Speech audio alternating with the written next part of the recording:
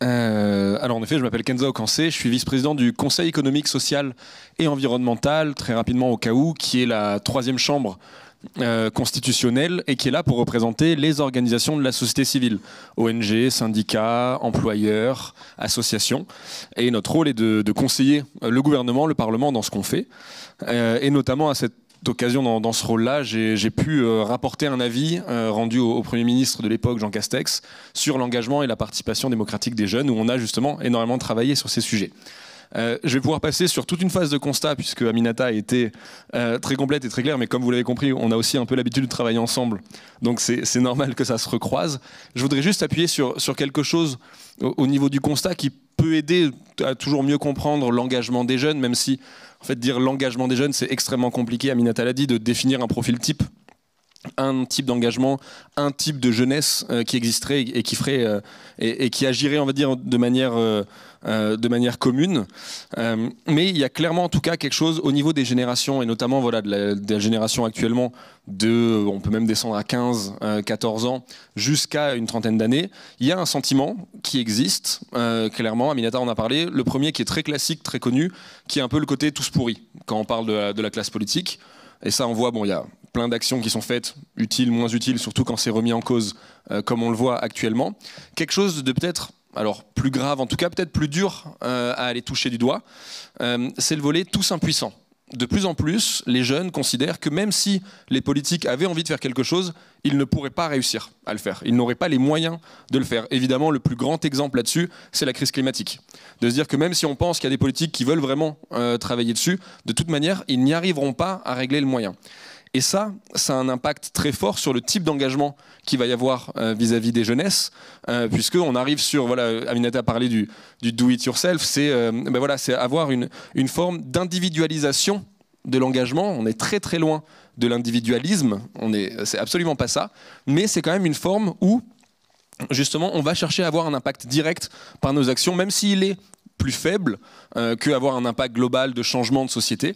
Et ça, c'est quelque chose qui marque beaucoup et qui peut expliquer en bonne partie pourquoi les jeunes sont de moins en moins dans les partis politiques, pourquoi ils sont de moins en moins dans les syndicats, dans ces espaces plus traditionnels où l'engagement, il est total dans le sens où on va réfléchir à un projet de société et on va s'investir pendant toute sa vie, potentiellement, pendant 5, 10, 15, 20 ans, au service d'un projet idéologique. Alors que là, on voit justement qu'il y a ce besoin de pouvoir sentir qu'on a un impact, et cet impact-là, aujourd'hui, il paraît beaucoup plus clair à travers un mouvement de solidarité, à travers une pétition, à travers une manifestation. Et ça touche énormément de jeunes, et c'est une des premières choses qui montre cette évolution. Il y a ça a été dit évidemment, je pense qu'on en est tous persuadés, surtout après ces 2 jours de débat. Il y a pas les jeunes n'en ont pas plus rien à faire de la politique ou de l'engagement, loin de là. Ils vont utiliser des nouveaux canaux, enfin nouveaux, plus que de la nouveauté, c'est surtout une sorte de renversement des moyens d'action, parce que s'engager dans une association, dans un mouvement de solidarité, signer des pétitions, faire des manifestations, c'est pas nouveau. Par contre, ce qui est nouveau, c'est que ça prend le dessus sur le vote, sur l'acte classique de participation politique.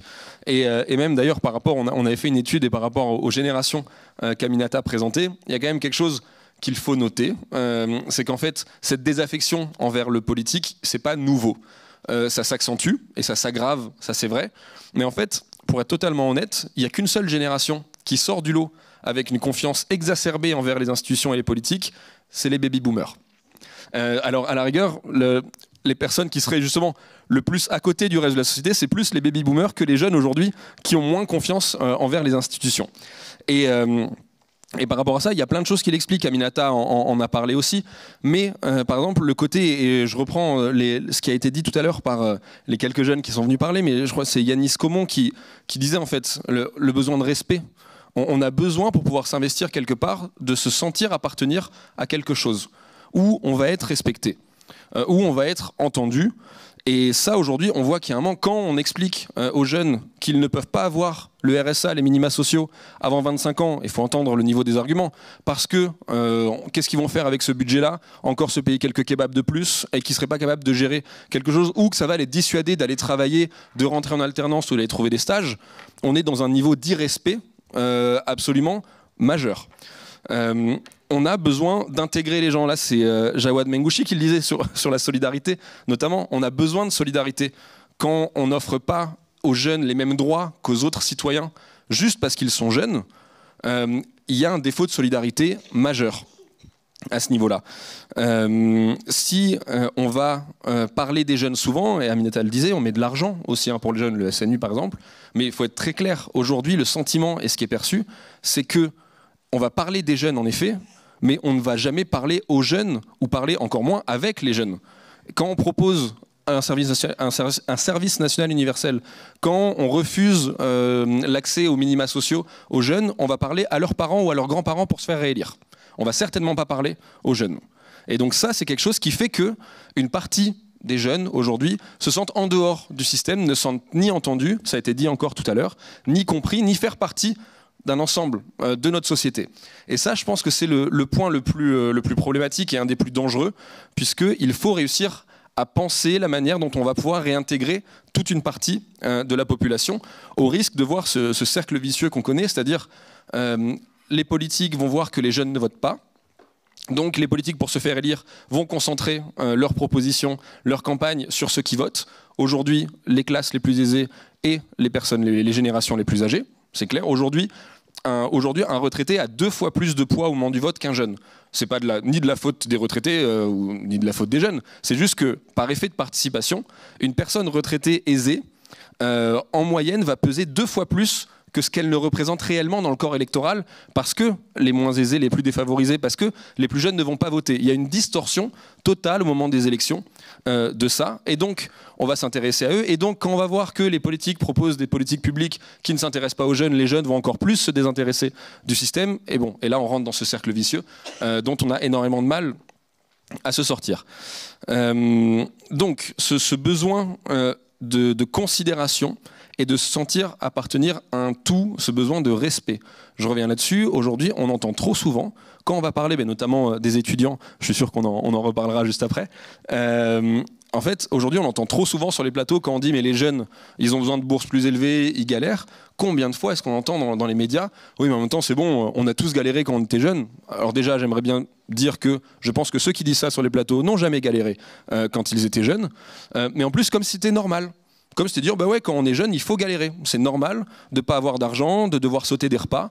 Quand on est jeune, de ne pas savoir où se loger, de devoir rester. Il y a des études qui sortent de plus en plus sur le fait que l'âge de décohabitation, de quand on quitte le logement de ses parents, recule d'année en année. Comme si c'était normal, vraiment, de devoir galérer quand on était jeune. Ça, c'est... Alors là, je me permets de le dire, c'est quelque chose qu'on a utilisé, ça s'appelle du bizutage. Et c'est interdit par la loi. C'est dire qu'il y a un rite de passage où il faut galérer, où il faut souffrir pour être intégré dans une société. Et ce bizutage social organisé et qui s'applique en tout cas au niveau des générations les plus jeunes n'est pas normal et va encore plus creuser cet espace entre les jeunes et les institutions. On est absolument persuadé au CESE, avec des organisations de la société civile, que si les pouvoirs publics vont s'intéresser aux jeunes, les jeunes s'y intéresseront en retour. On le voit quand on crée des vrais espaces. Quand je dis des vrais espaces, c'est des espaces qui organisent au moins une forme de redevabilité, c'est-à-dire que ça va avoir un impact. Ce que les jeunes vont faire, la manière dont ils vont discuter avec les institutions va servir. Ça ne veut pas dire que tout ce qu'ils vont proposer va être pris en compte, mais au moins qu'il y a un vrai échange et qu'on va expliquer pourquoi on prend en compte ce qu'ils font, pourquoi on ne prend pas en compte des fois ce qu'ils vont proposer aussi, ça va booster la participation des jeunes. On voit que quand on considère l'engagement, ça va permettre même d'aller s'engager encore plus. Et là-dessus, en lien avec ça, il y a quelque chose de très important, parce qu'on parle de tous les types d'engagement, on va dire les sujets d'engagement majeurs. Bien sûr, il y a l'environnement, la lutte contre les violences sexistes et sexuelles, contre le racisme, contre les discriminations. Tous ces engagements ne se retrouvent pas partout non plus. Il faut aussi en avoir conscience. Aujourd'hui, la lutte contre la fast fashion va être plus dure à trouver dans les quartiers les plus défavorisés, parce que c'est pas là qu'il va y avoir ce premier combat. Par contre, la lutte pour la solidarité contre les discriminations, c'est aussi là qu'on va le trouver, mais parce que pour avoir justement ce sentiment de pouvoir participer, s'engager pour les autres et sur des sujets, d'autant plus quand les sujets sont de plus en plus larges, il faut aussi quand même avoir des conditions de vie qui le permettent. Et ça, c'est extrêmement important.